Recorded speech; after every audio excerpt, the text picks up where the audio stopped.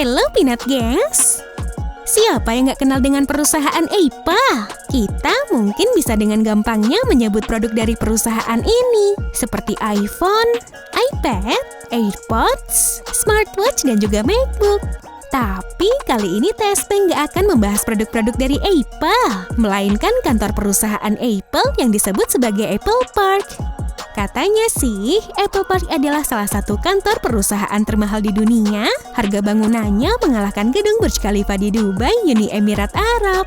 Nah, apa aja kecanggihan dari markas raksasa teknologi ini? Mari kita simak.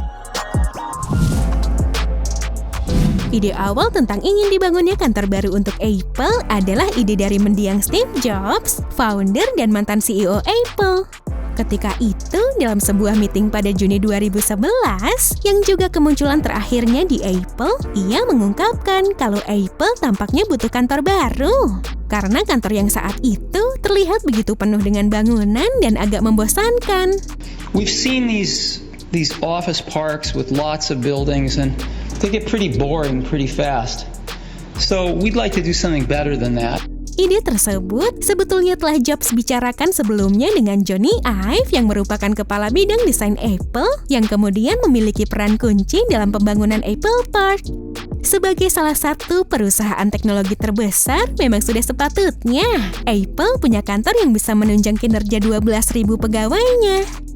Apple Park sendiri ditaksir menghabiskan biaya sekitar 5 miliar dolar Amerika Serikat atau 71 triliun rupiah lebih untuk biaya keseluruhan kantornya itu. Harga tersebut sudah termasuk pembelian tanah seluas 71 hektar, gedung utama seluas 2,8 juta meter persegi, Steve Jobs Theater, fasilitas penunjang mewah lain, dan juga pajak bangunan yang harus dibayarkan Apple. Jika kita bandingkan dengan beberapa gedung terkenal, seperti Burj Khalifa yang menghabiskan biaya bangunan 1,5 miliar dolar Amerika Serikat, atau gedung One World Trade Center di New York seharga 3,9 miliar dolar Amerika Serikat, maka Apple Park masih menjadi bangunan termahal ya guys.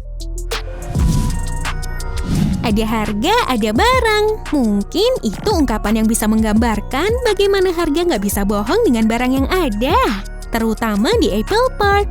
Apple Park sendiri didesain oleh arsitek top Norman Foster dan dibantu kepala bagian desain Apple, Jony Ive. Kedua orang inilah yang memberikan sentuhan terhadap Apple Park, guys. Fasilitas dari Apple Park ini disebut tak ada duanya karena kebanyakan barang-barang di dalam Apple Park dibuat secara custom atau khusus. Di sisi lain, Apple Park juga menerapkan 100% energi bersih bagi kantornya, sehingga jadi kantor yang ramah lingkungan nih, gengs. Selain itu, Apple Park yang mulai dibuka pada April 2017 ini juga punya fasilitas penunjang yang asik. Ada jogging track, kolam renang, taman, area fitness, dan juga yoga yang sangat lengkap. Gak heran deh kalau Apple Park juga disebut sebagai kota kecil Apple karena tak hanya berfungsi sebagai kantor, namun semua aktivitas dapat dilakukan di sana.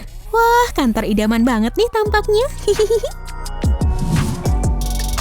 Gak hanya fasilitas lengkap dan bangunan megah, bangunan di Apple Park juga didesain tahan gempa nih. California sendiri memang termasuk negara bagian yang rentan akan gempa. Untuk itu, percuma aja guys bikin bangunan megah capek-capek, ujungnya malah kena gempa lalu hancur. Demi memperkuat pondasinya, kantor utama Apple ditopang dengan cakram baja besar yang kuat.